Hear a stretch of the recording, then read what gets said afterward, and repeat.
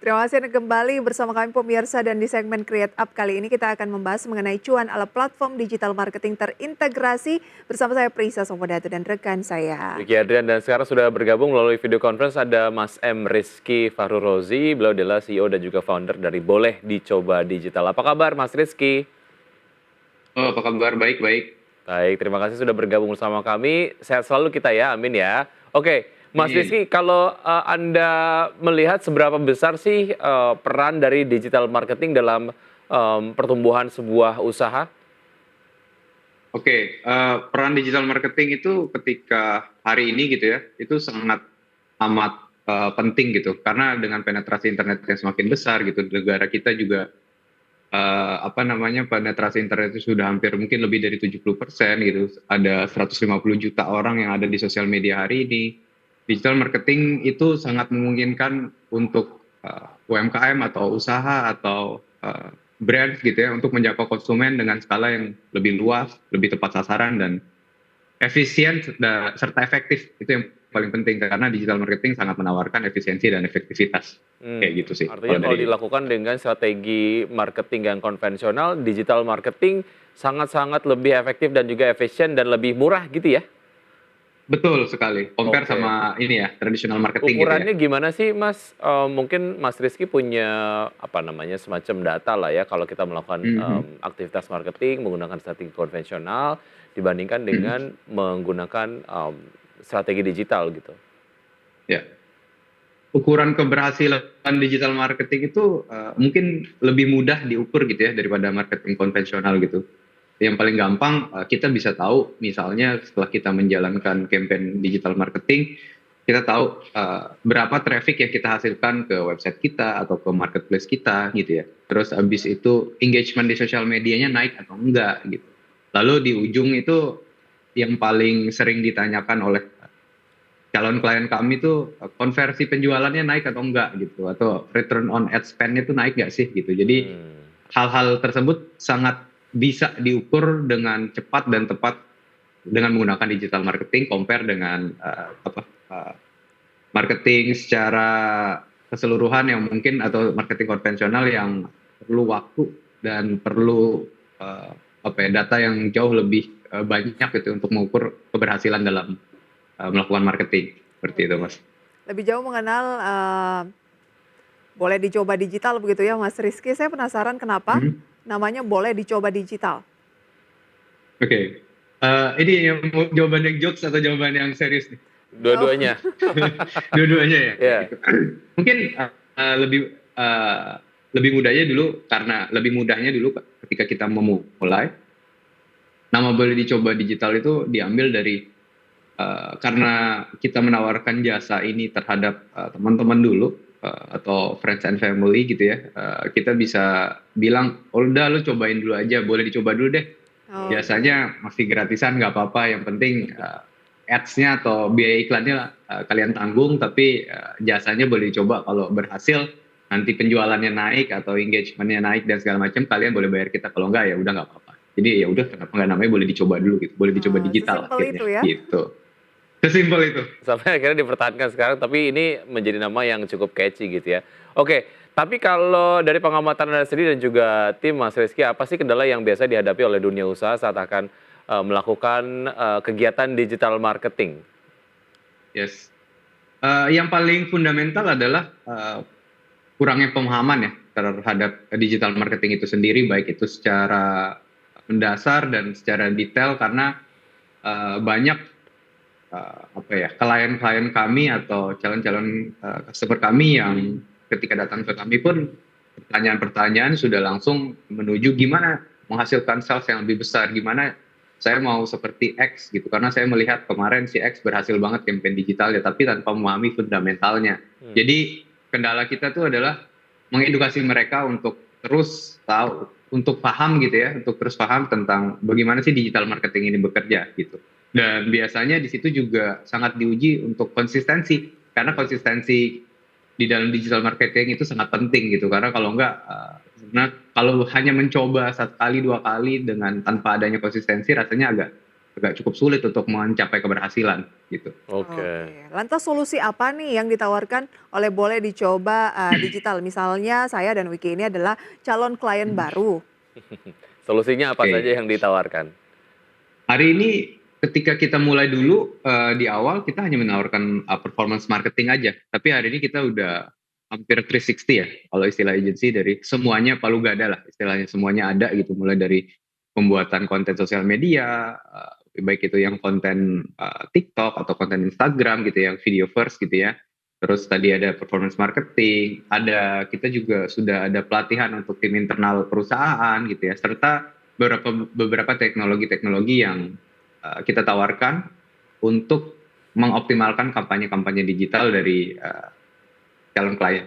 Gitu. Oke. Nah, sejauh ini layanannya apa saja yang diberikan? Kalau kan Anda tadi menyampaikan palu gada lah ya, mungkin bisa dijelaskan apa aja gitu dari misalnya secara end to end dari aktivasinya di platform sosial media dan lain sebagainya. Nanti akan kita bahas di segmen berikutnya ya pemirsa. Kita harus jeda terlebih dahulu, tetaplah bersama kami di segmen Create Up. Terima kasih Anda masih bergabung bersama kami dan kami masih berbincang bersama Mas Rizky dari Boleh Dicoba Digital. Tapi sekarang bukan untuk coba-coba lagi ya, maksudnya bukan untuk free lagi ya, karena sekarang bisnisnya sudah running 6 tahun dan juga cuan terus nih nampaknya. Mulai ganti nih kayaknya, boleh diadu. Boleh diadu, oke. Layanannya mungkin Anda bisa sampaikan Mas Rizky apa aja yang di-serve ke klien? Yes. Hari ini layanannya performance marketing, itu placement advertising, terus ada social media marketing, ada content marketing, ada KOL spesialis atau KOL serta affiliator. Terus kita ada satu materi yang mungkin juga sangat unik di Indonesia namanya Growth Hack Service. Itu juga belum banyak yang mencoba menawarkan. Itu adalah program end to end untuk melatih tim internal dari company kayak gitu. Sama kita punya satu edutech untuk belajar digital marketing. Oke. Kalau tadi kan pas kita nanya soal boleh dicoba, kenapa namanya boleh dicoba? Karena ya tadinya memperkenalkannya ke teman-teman dulu begitu ya dan gratis. Sekarang udah nggak gratis dong ya? Iya, udah nggak gratis. Udah nggak gratis karena ada banyak tim yang juga harus digaji. Udah berapa nih timnya saat ini, Mas Rizky? Timnya kurang lebih sekarang saya ingat saya 140 orang, ada di Jakarta dan Bandung, serta kita lagi mencoba untuk expand marketnya ke Singapura. Oke. Sejauh ini sambutan market seperti apa? Tadi Anda menyebutkan ini juga mungkin berkaitan dengan market segmentasi yang dituju oleh Boleh Dicoba Digital itu apa? Pada saat jeda tadi Anda sampaikan awal-awalnya dulu nggak banyak agensi yang mau menggarap segmen UMKM begitu karena kurang profitable lah. Tapi kemudian Anda dan juga tim memutuskan untuk menggarap UMKM juga gitu. Nah, sambutannya sejauh ini seperti apa khususnya di segmen UMKM? Ya. Respon dari pasar tuh sangat positif ya Mas. Hari ini kita mungkin sudah men-serve sekitar 6 tahun kita 900-an klien kurang lebih, dan mungkin itu 90%-nya adalah UMKM gitu ya. Lalu hari ini yang aktif itu sekitar 200 sampai 250, dan ya tadi masih didominasi pula oleh UMKM. Jadi memang banyak klien kami yang merasa puas gitu ya terhadap kinerja kami, dan sehabis itu mereka mencoba membantu kami menawarkan jasa secara gratis ke teman-temannya juga gitu. Jadi mereka memberikan kami rekomendasi, coba aja pakai BDD ini atau Boleh Dicoba Digital nih, kemarin saya pakai bagus, hasilnya bagus, servisnya bagus kayak gitu. Bidang apa saja sih yang paling banyak sering menggunakan jasa dari Boleh Dicoba? Oke, yang paling banyak hari ini adalah direct to consumer atau kita bisa bilang retail ya, baik itu fashion, beauty, hijab, dan beberapa kategori-kategori lainnya gitu ya. Jadi memang kita fokus ke retail sih Mbak. Gitu. Oh retail. Nah saya mau tanya sedikit dong soal penutupan dari media sosial yang mungkin merambah ke jualan kemarin social commerce gitu. Apakah ada pengaruh yang signifikan ketika itu ditutup atau justru ketika masih buka kemarin itu justru ngaruhnya signifikan ketika ditutup, atau seperti apa, ada dampak yang terasa banget nggak? Dampaknya ada dua mungkin ya, dampak secara kami internal dan dampak secara klien kami. Untuk kami internal udah pasti ada pengurangan revenue yang lumayan. ratusan juta lah pengurangan revenue-nya. Hmm. Tapi mungkin ada kepentingan yang jauh lebih besar dari situ, jadi kami ya mengikutilah apa yang pemerintah putuskan gitu ya, demi kebaikan bersama gitu. Oke, jadi Tapi cenderung mungkin yang agak merugikan ya saat ini ya? walaupun Revenue-nya agak turun merugikan, ya? betul. Oke. Betul. Dan yang paling merugikan mungkin di bagian klien ya, karena kami kan banyak menghandle UMKM yang sangat besar di platform tersebut, yang ya mereka kehilangan revenue lumayan gede, jauh lebih gede dari kami lah gitu ya. Tapi memang mungkin solusinya mungkin sebentar lagi akan muncul sih. Seperti itu. Oke, ini juga artinya kalau platformnya banyak, amunisinya banyak, sekarang amunisinya dikurangi dan ini platformnya menjadi salah satu kontributor terbesar juga gitu ya, apakah itu ke Betul. tim internal agency ataupun tim dari klien sendiri. Oke, targetnya jangka pendek dan juga panjang untuk boleh dicoba digital apa saja Mas Rizky? Oke, kalau jangka pendeknya mungkin kami ingin terus menjaga konsistensi kami sebagai salah satu agensi lokal yang paling besar di Indonesia dan semoga menuju ke sana terus bisa menjaga terus growth-nya.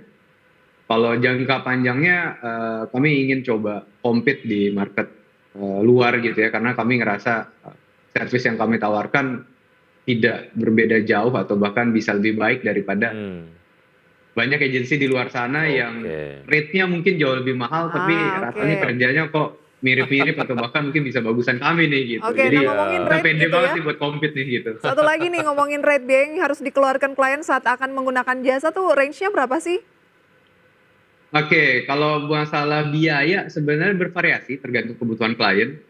Namun kita selalu komitmen lah harga yang kita yang kita tawarkan sangat affordable untuk jasa yang akan kita berikan dan effort yang akan kita berikan terhadap klien gitu. Karena memang saya mungkin nggak bisa sebut angka karena udah banyak banget servisnya, jadi multi variable banget, multi service banget, jadi angkanya juga berbeda-beda. Gitu. Dan sangat customize sekali dengan packages yang ingin didapatkan oleh klien gitu ya.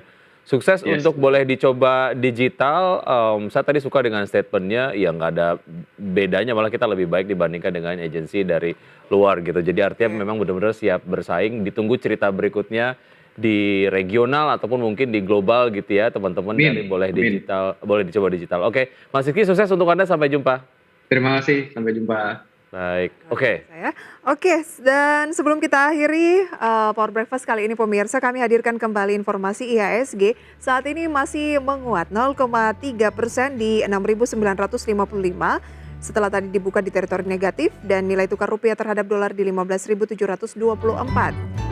Oke, sementara itu saham-saham yang masuk ke dalam top gainers diantaranya adalah Ricci, Dewi, Mari, Lopi, Koka, Apex, ABBA, GTBO, ada Relf juga. Kemudian top losers diantaranya adalah IPTV, ada Halo, KPIG, Jemas, kemudian ada BBKP, Citi, IOTF, dan juga Bull. Oke, mungkin ada kekeliruan ya. Untuk saham-saham yang menjadi top gainers selengkapnya bisa Anda saksikan di layar ya. Ada Brand, lagi-lagi masuk menjadi top gainers dengan penguatan cukup signifikan ya. Arah lagi Citi, STRK, Mari, MPXL. Top losersnya ada Doit pemirsa ya, dan beberapa saham lainnya seperti yang tertera di layar televisi Anda. Dan tentunya data ini masih akan terus berubah-ubah karena masih 28 menit setelah pembukaan sesi pertama. Oke, data yang saya bacain beberapa menit yang lalu ya, bukan yang Betul, itu pas pembukaan tadi Wiki. Baik, ya, bisa sudah 90 menit kami menemani Anda dalam Power Breakfast. Semoga pembahasan yang kami hadirkan pada pagi hari ini dapat menjadi referensi sumber informasi untuk Anda. Perbarui terus informasi Anda hanya di IDX Channel, your trustworthy and comprehensive investment reference. Saya Prisa Sumbodato. Saya Ki Adrian, sampai jumpa.